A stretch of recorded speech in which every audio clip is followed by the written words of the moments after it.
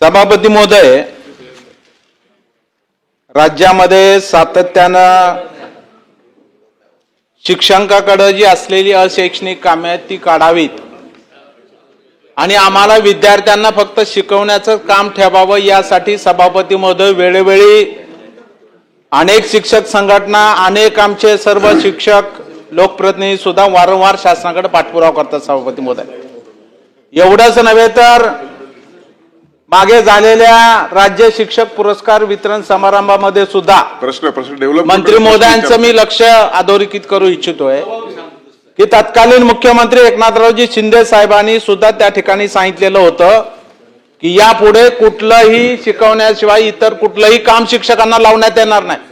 सभापती महोदय, आता तर कहरच केलाय, कुत्र मोजायचं काम दिलंय शिक्षकाला. सभापती महोदय, एक प्रकारे मोठा अपमान शिक्षकाचा सभापती महोदय या ठिकाणी केलेला. हे परिपत्र कुणी काढलं कुत्र मोजायचं? याच्यावर आपण या खात्याचे पालक म्हणून काय कारवाई करणार आहात? त्यांना जबाब विचारणार आहात का नाही तुम्ही? शाहू फुले आंबेडकरांच्या पुरोगामी राज्यामध्ये सभापती महोदय आचार्य देवोभाऊ आपण म्हणतोय शिक्षकाला, हे मानाचं स्थान आपण एकीकडे देतोय आणि त्यांना कुत्र मोजायचं काम लावतोय.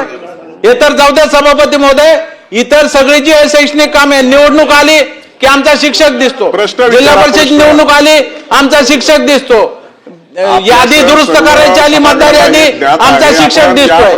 त्या ठिकाणी सभापती महोदय ते आपले स्वच्छतागृह मोजायचे शिक्षक दिसतोय. सभापती महोदय, म्हणजे इतके महसूलकडे यंत्रणा आहे, बाकी एवढ्या खात्यामध्ये कर्मचारी आहे जे बसून असतात, त्यांना काम नसतं, यांना का नाही कामाला होत?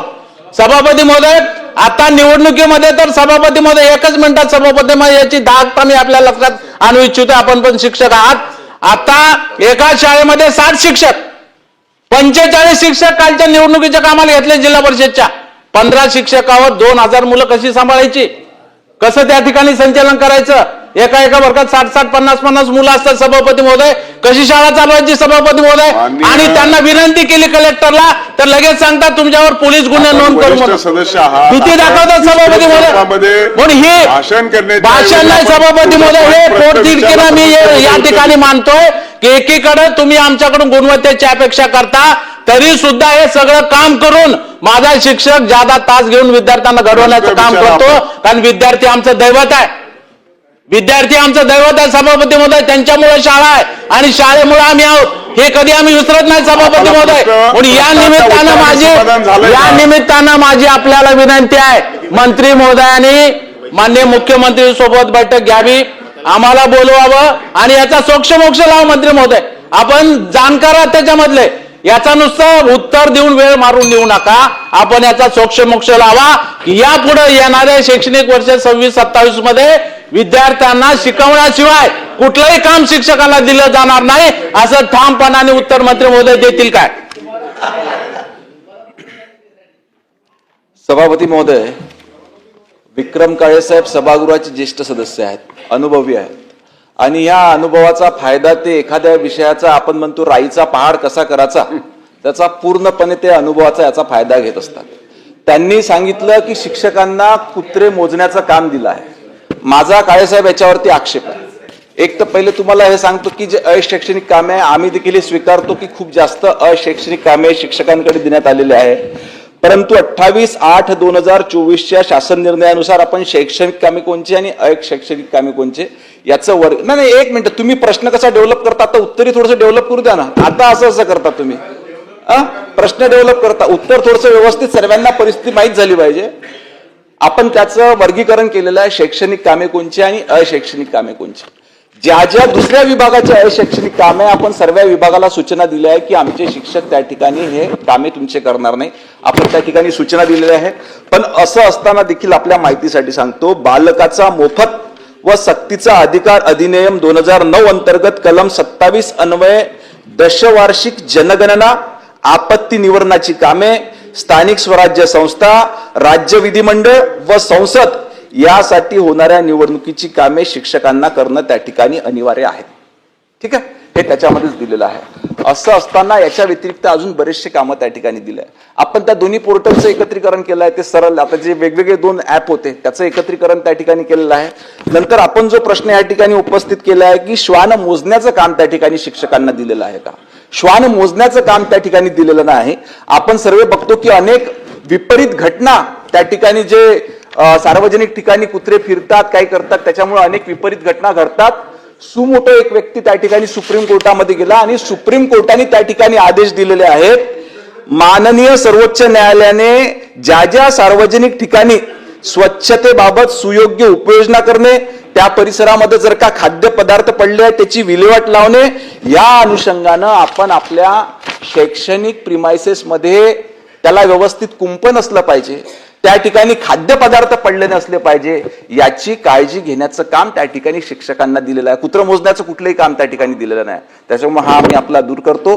दुसरं, अजून काही इतर अशैक्षणिक कामे त्यांच्याकडे देण्यात आली आहे, याच्याकरता शासन गंभीर आहे. शासनानं एक येणाऱ्या काळामध्ये किमान एक शनिवार त्यांना फक्त हे कामे करण्याकरता द्यावा का बा, म्हणजे आठवड्यातला एक दिवस फक्त ते आणि बाकीचे सर्व दिवस शिक्षणाचं काम त्या ठिकाणी करतील.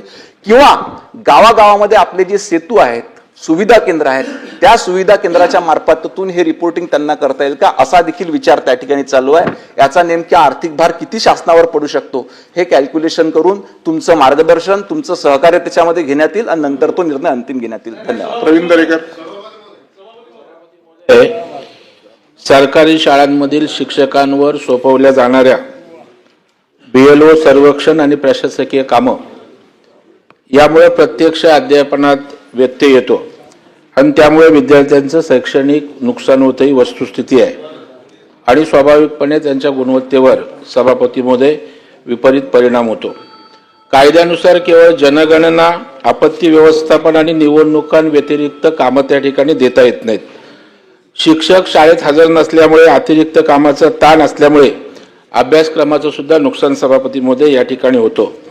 जो शिक्षण हक्क कायदा आहे 2009 RTE ॲक्टच्या 27 नुसार शिक्षकांना अशैक्षणिक कामांसाठी नियुक्त करण्यास त्या ठिकाणी मनाई आहे सभापती महोदय. यापूर्वी सभागृहात झालेल्या चर्चेत मंत्री महोदयांनी दिलेलं आश्वासन, शिक्षक संघटनांनी वारंवार या मागणीसाठी आवाज उठवल्यामुळे शासनाकडून अशैक्षणिक कामांचे ओझे कमी करण्यात येईल अशा प्रकारचं आश्वासन दिलेलं आहे. माझा स्पेसिफिक प्रश्न आहे की शिक्षकांवरील प्रशासकीय कामांचं ओझं कमी करण्यासाठी काय उपाययोजना सरकार म्हणून केलेल्या आहेत. एक, SRA बाबतची कार्यवाही हे एक राष्ट्रीय कर्तव्य असल्यामुळे BLOचे कामकाज शिक्षकांनी करणे अनिवार्य आहे का, हा प्रश्न. 2, विद्यार्थ्यांना शिक्षा, मारहाण, मानसिक त्रास, छळ करणे, अपमान करणे अशा प्रकारच्या अनेक घटना शाळेत घडत असतात. शासनाने शासन निर्णय काढून शिक्षण हक्क कायदा 2009 कलम 17च्या तरतुदी अधिक कडक केल्या आहेत. याची अंमलबजावणी सर्व शाळांमध्ये करण्यासाठी शासनाने कोणत्या प्रकारची कार्यवाही केली आहे, असा तिसरा स्पेसिफिक प्रश्न आहे.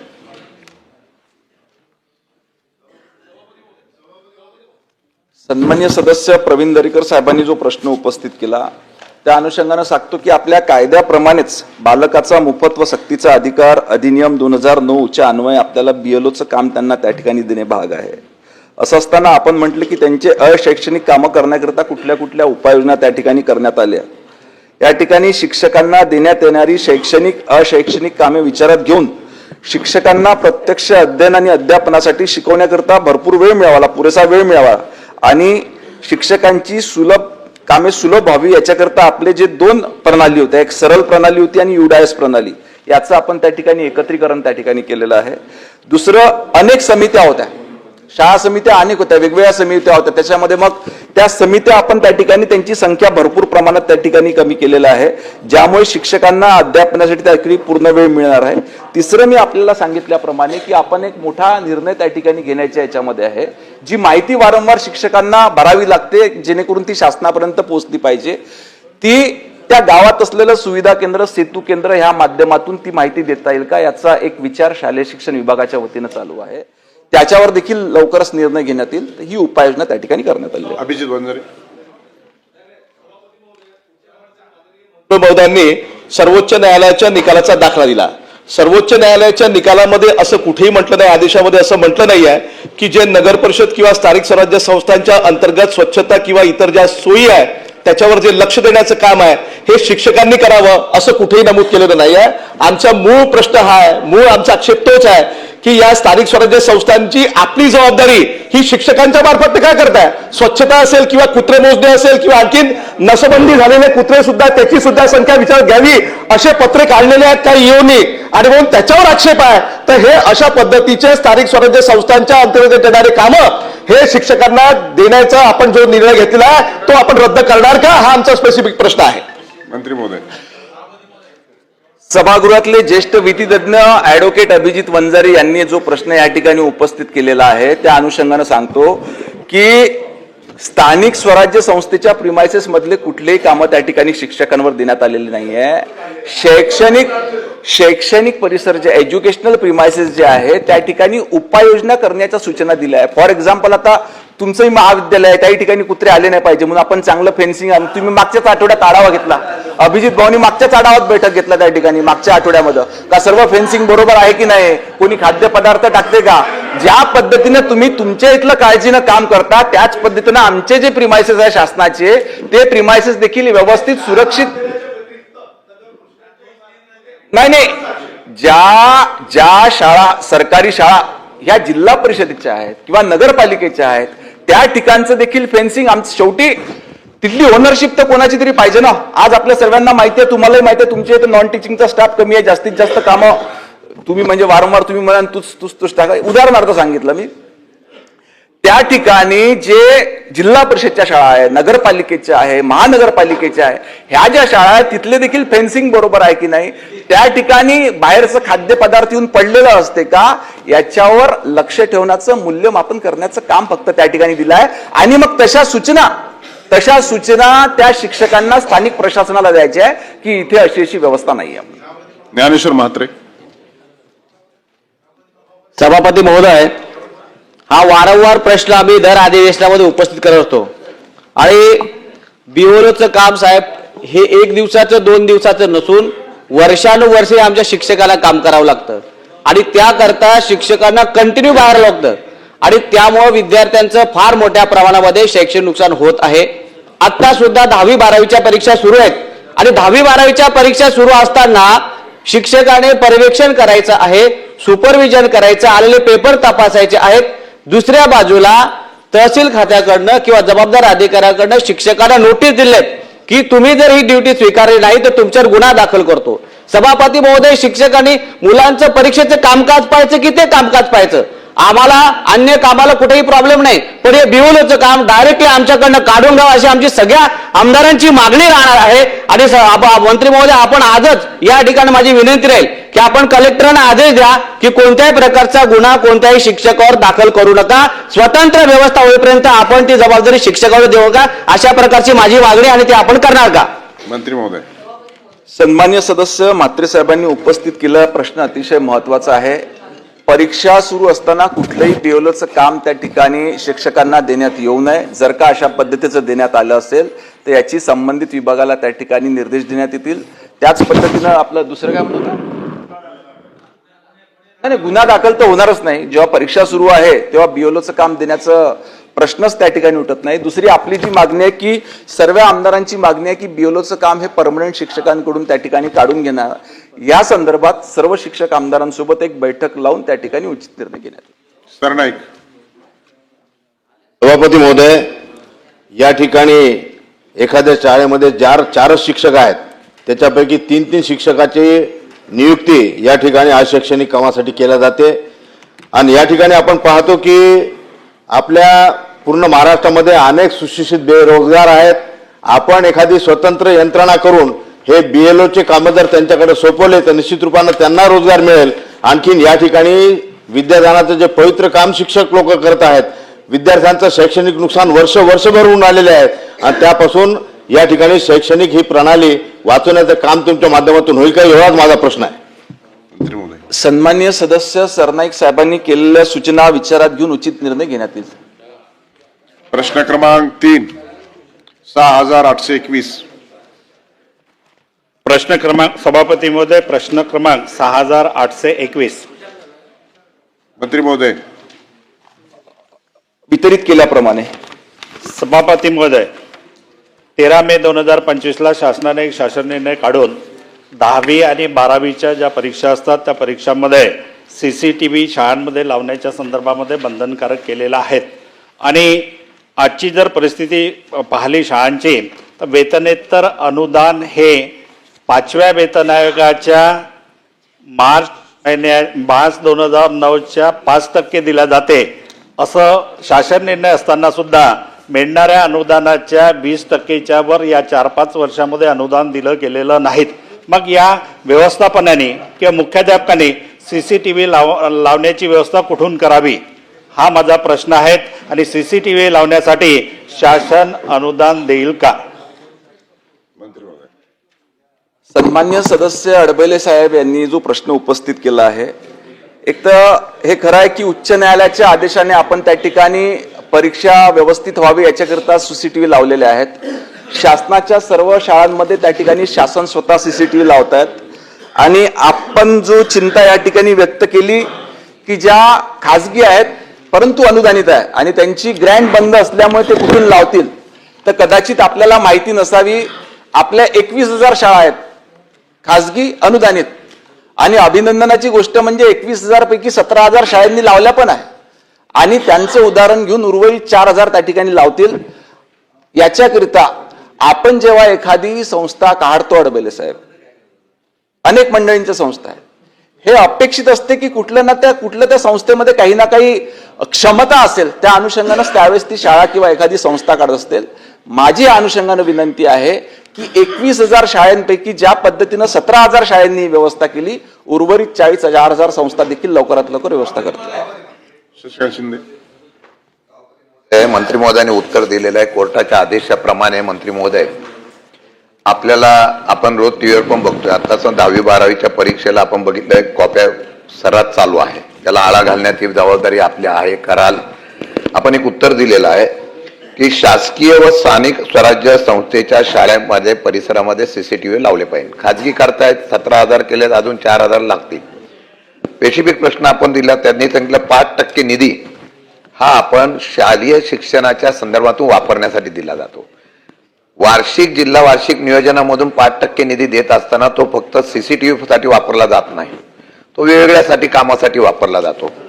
माझी आपल्याला स्पेसिफिक विनंती प्रश्न असा आहे की परीक्षा दर वर्षाला होते आणि परीक्षा होत असताना आपण अजून 2 वर्षानंतर ते करायला गेलो तर कोर्टात अमावणं किंवा आपण बोगस अशा प्रकारचं जी कॉपी होत आहेत त्याच्यावर आळा घालण्यासाठी फेल्युअर होतोय हा संदेश आहे.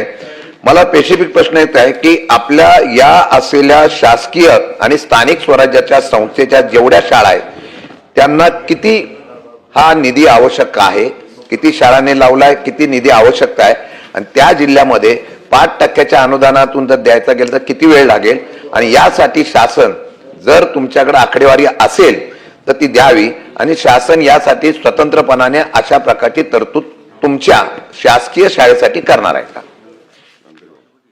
सन्मानित शिंदे साहेबांनी उपस्थित केलेला प्रश्न वस्तुस्थितीला धरून आहे. आपण सांगितलेली माहिती खरी आहे की आपल्या शासनाच्या आणि स्थानिक स्वराज्य संस्थांच्या जवळजवळ 65,000 शाळा आपल्या आहेत. आणि आतापर्यंत जो आपला 5% निधी जिल्हा नियोजन समितीचा असतो त्या माध्यमातून जवळजवळ फक्त 18,000 शाळांमध्ये आपण हे त्या ठिकाणी इन्स्टॉल करू शकलो आहे. जवळजवळ 45,000 शाळांमध्ये अजून त्या ठिकाणी लावायचं आहे. आमची देखील सर्व लोकप्रतिनिधींना विनंती आहे की न्यायालयाच्या आदेशाच्या अनुषंगाने आपण सांगितलं की फक्त 5% मधून फक्त CCTV लावण्याचं काम होत नाही. अनेक ठिकाणी त्या ठिकाणी कंपाऊंड वॉल करतात, तुटलेली वर्गखोली आपण त्या ठिकाणी दुरुस्त करत असतो. तर प्रायोरिटीने जर का हे काम घेतलं तर एवढा कालावधी लागणार नाही, लवकरात लवकर त्या ठिकाणी हे काम पूर्ण होईल. याच्या उपरी आपण केलेल्या सूचनाप्रमाणे राज्य शासनाकडनं या शासकीय शाळा आहेत, स्थानिक स्वराज्य संस्थांच्या शाळा आहेत, त्यांच्याकरिता एक एस्टिमेट काढून किती निधी सरकारकडून द्यावा लागेल आणि देऊ शकतो याचा निश्चितपणे विचार करण्यात येईल. अभ्यंकर. हो, मंत्री महोदयांनी जे उत्तर दिलेलं आहे त्याच्यामध्ये थोडं तपासण्याची मला वाटते आवश्यकता आहे की बोर्डाने सक्ती केली होती. बोर्डाने सक्ती करून असं सांगण्यात आलं होतं की जर या माध्यमिक शाळांमध्ये ज्या ठिकाणी सेंटर आहे त्या ठिकाणच्या प्रत्येक वर्गामध्ये कॅमेरे जर बसवले नाहीत तर त्या शाळांची मान्यता काढून घेण्यात येईल अशा प्रकारची त्यांना धमकी दिलेली असल्यामुळे बऱ्याचशा माध्यमिक शाळांनी हे सगळं आपण जे सांगताय की 17,000 ठिकाणी बसवले ते त्यांनी भाड्याने आणलेली आहेत. मुंबई सिटीमध्ये 255 शाळा आहेत. मुंबई सिटी प्रॉपर 255 शाळांपैकी 240 शाळांच्या वर्गामध्ये प्रत्येक वर्गामध्ये CCTV नाही. त्यामुळे हा DPDCच्या समोर यावेळेला मी विषय मांडल्यानंतर त्यावेळेला एकनाथ शिंदे साहेबांनी तिथे मान्य केलं की फक्त CCTV करता बसवण्याकरता तुमच्याजवळ जर निधीच नाही, कोणत्याही प्रकारचं आपल्याकडे अनुदानित जे ग्रँट मिळते आहे त्याच्या व्यतिरिक्त वेतनेतर अनुदानाकरता कोणतंही आपण अनुदान देत नाही. या पार्श्वभूमीवर इथे मुंबई सिटीमध्ये त्याच्याकरता काही शाळांना करता का होईना परंतु CCTVची प्रोव्हिजन केल्या गेलेली आहे. अशाच प्रकारची तरतूद राज्य शासनाच्या बजेटमध्ये, कारण यांना कोणत्याही प्रकारचं अनुदान नाही, अशा परिस्थितीमध्ये ह्या शाळा स्वतःहून हे बसू शकत नाही, त्यांना कोणताही स्रोत नाही, आपण त्यांना फी घेऊ देत नाही आणि परत त्यांना आपण अनुदान पण देत नाही. अशा परिस्थितीमध्ये आपण DPDCच्या माध्यमातून आणि राज्य शासनाने तरतूद करून 100% शाळांमध्ये CCTV जी आज गरजेची आहे ती बसवण्याकरता तरतूद करणार आहात काय?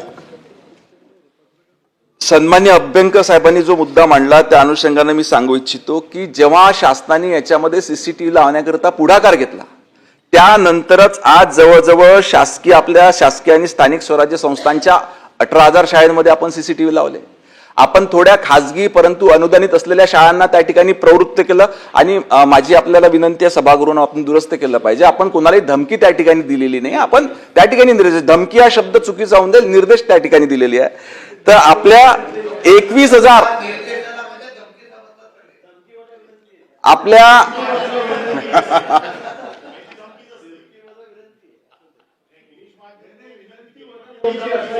आता धमकी वजा विनंती का विनंती वजा धमकी येते ते हा जो जेव्हा आपण निर्णय घेतला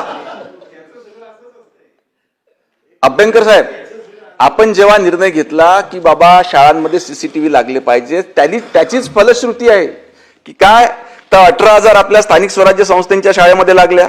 21,000 पैकी ज्या खासगी अनुदानित आहे त्या 21,000 पैकी जवळजवळ 17,000 शाळांमध्ये त्या ठिकाणी लागले. आता याच्यामध्ये एक महत्वाचा प्रश्न आहे ज्याच्यामध्ये आपण तातडीनं बैठक घेऊन त्या ठिकाणी सक्त सूचना देणार आहोत. ज्या सेल्फ फायनान्स शाळा आहेत त्या जवळजवळ 16,407 आहेत आणि त्यांनी फक्त 1698 मध्येच त्या ठिकाणी लावलेले आहेत, बाकी ठिकाणी लावलेले नाहीत. तर त्यांना देखील सूचना त्या ठिकाणी आपण देणार आहोत. या अनुषंगानं आपलं जे सांगणं आहे की मुंबईतल्या 240 शाळांमध्ये लागलेले नाही. आता हे पहिले बघावं लागेल की ह्या शाळा महानगरपालिकेच्या आहेत की खासगी संस्थांच्या आहेत. साधारणतः आमची अशी अपेक्षा आहे की मुंबईमध्ये 2 पद्धतीच्या शाळा असतात, एक खासगी ज्या वेल एस्टॅब्लिश चांगल्या संस्थांच्या आहेत किंवा दुसऱ्या एक तर महानगरपालिकेच्या. आपल्याला सांगताना आनंद होतो की आपण नेहमी सभागृहामध्ये चर्चा करतो की दिवसेंदिवस शासकीय शाळांची संख्या, विद्यार्थी संख्या का बरं कमी होते, परंतु यावर्षी आपण शाळा प्रवेश उत्सव त्या ठिकाणी कार्यक्रम सुरू केला होता. मी बांद्र्याच्या एका स्लम एरियाच्या शाळेमध्ये त्या ठिकाणी गेलो होतो. जवळजवळ 900 विद्यार्थी संख्या त्या ठिकाणी होती. मी जेव्हा त्या महानगरपालिकेच्या एज्युकेशन ऑफिसरला विचारलं की इतकी संख्या आपल्या शाळेमध्ये कशी, त्यांनी मला सांगितलं की जी विद्यार्थी संख्या मुंबई महानगरपालिकेच्या शाळेपर्यंत आतापर्यंत साधारणतः 2-2.25 लाख राहायची, ती विद्यार्थी संख्या ह्या 3 ते 4 वर्षामध्ये 2-2.25 लाखावरून 3.5 लाखापर्यंत पोहोचलेली आहे. याचं कारण काय, त्या पद्धतीच्या सोयी सुविधा त्या ठिकाणी उपलब्ध करून देण्यात आलेल्या आहे. दुसरं आपण जे सांगितलं, आपण यादी द्यावी, स्पेसिफिक यादी द्यावी की या ठिकाणी CCTV लागलेले आहे. निश्चितपणे त्या संस्थांना तशा सूचना देण्यात येतील किंवा त्या संस्थांची जर का तशी परिस्थिती नसेल तर शासन त्याच्यामध्ये पुढाकार घेईल. भाई जगताप महोदय